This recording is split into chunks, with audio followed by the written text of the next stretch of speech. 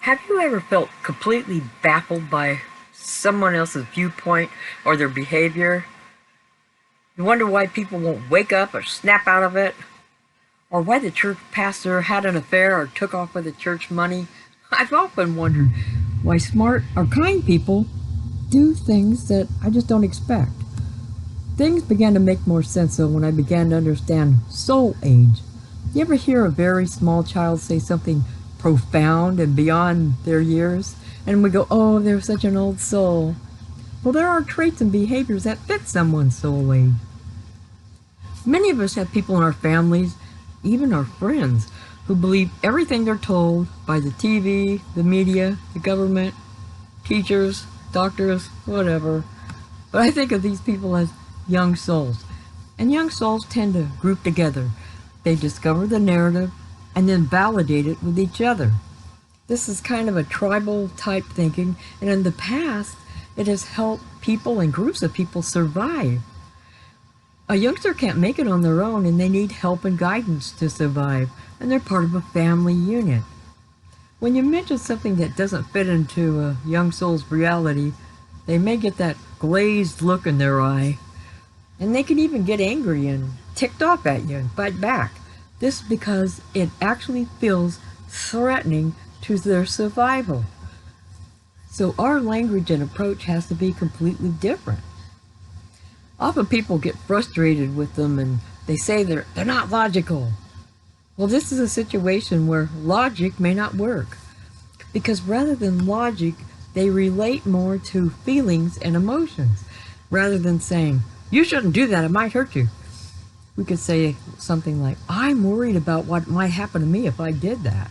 It's a subtle shift, but it takes a blame out of the situation.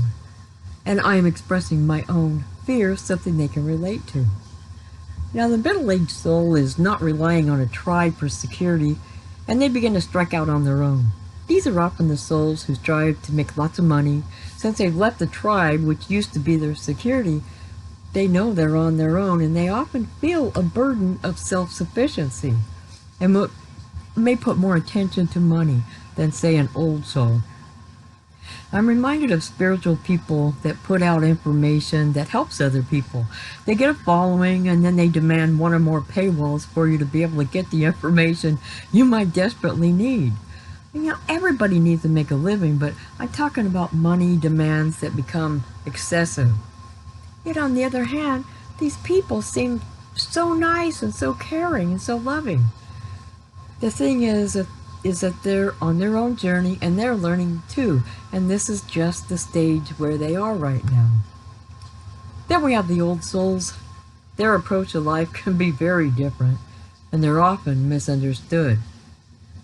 But since they're old souls, it doesn't bother them that much.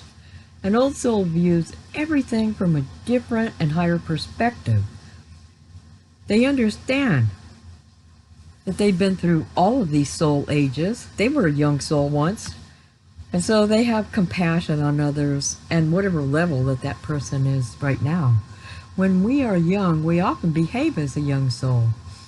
And as we age, we begin to enter an age that mirrors the middle soul as we go out and conquer the world. And by our late, say, 20s, early 30s, the old soul will begin to emerge more strongly, and these people began to live from a different set of values. Of course, most old souls can be spotted when they are very young by their profound wisdom and kindness.